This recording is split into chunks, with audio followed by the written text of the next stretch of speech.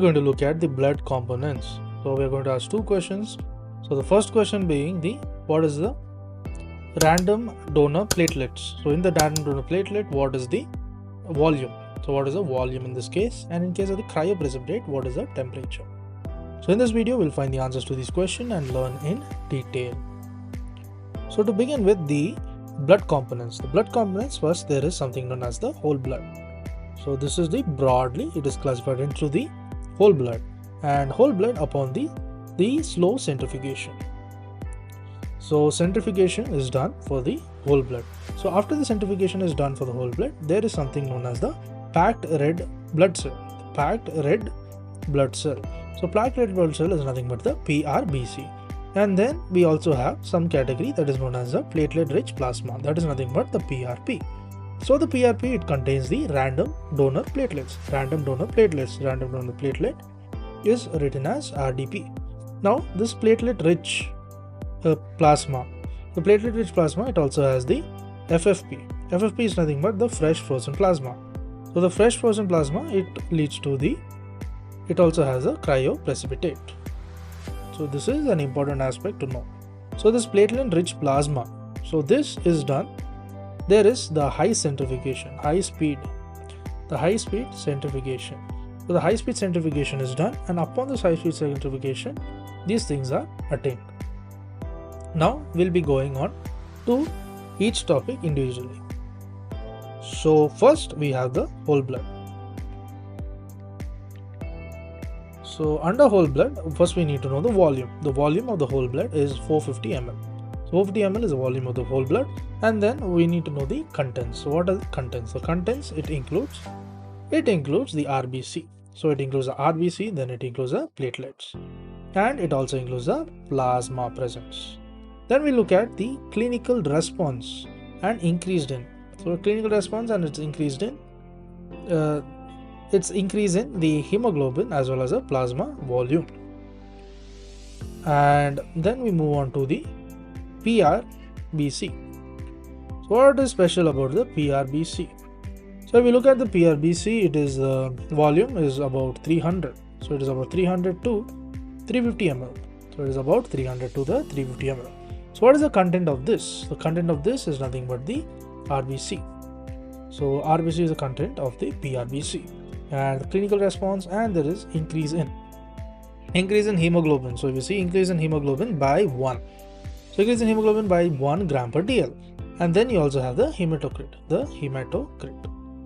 So this hematocrit is nothing but it is by 3%. The hematocrit is by 3%. Then there is the storage temperature. How is the PRBC stored? So if you look at the storage temperature, it is about 1 to 6 degrees Celsius. And how is the shelf life?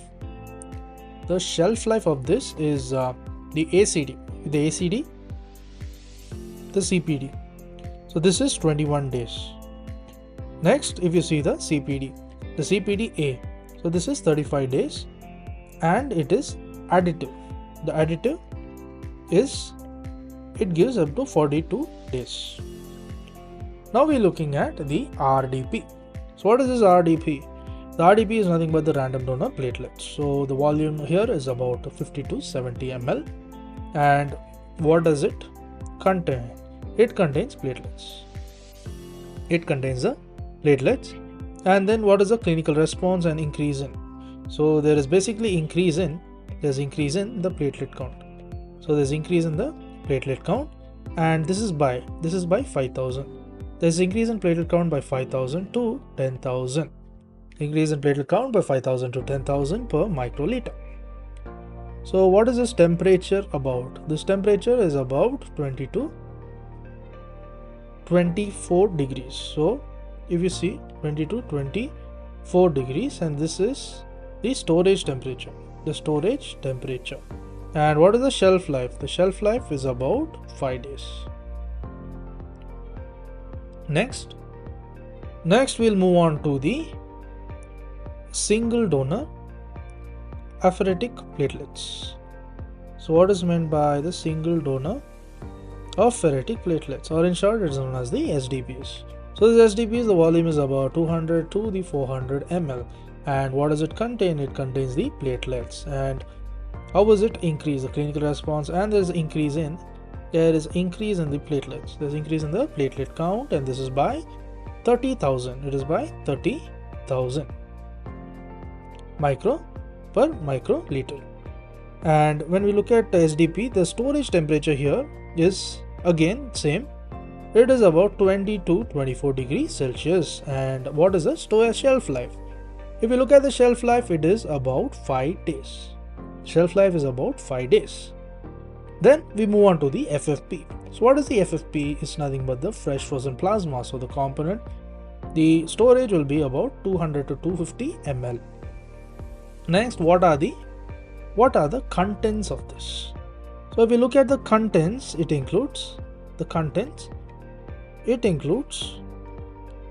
is the coagulation factors. So they are the contents. It includes the coagulation factors. Then it also includes the presence of the protein C. Then there is also the protein S, and there is the antithrombin. So next, what is the clinical response or the increase in? So the increase in the clinical response is by the coagulation factors by 2%. And then we also look at the cryoprecipitate, the storage temperature. If you look at the storage temperature is about 18 to 30 degrees Celsius. And what about the shelf life? The shelf life is about 1 year. The shelf life here is about 1 year. Then we look at the cryoprecipitate. So what is this cryoprecipitate? The volume here is nothing but up to 10 to 15 ml.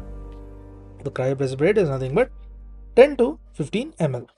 So what is the content? The content here is nothing but there is a fibrinogen.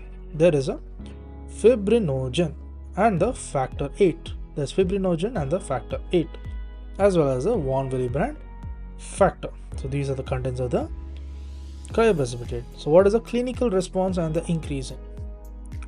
So what is the clinical response? So clinical response is nothing but there is increase in the AT-IU factor 8.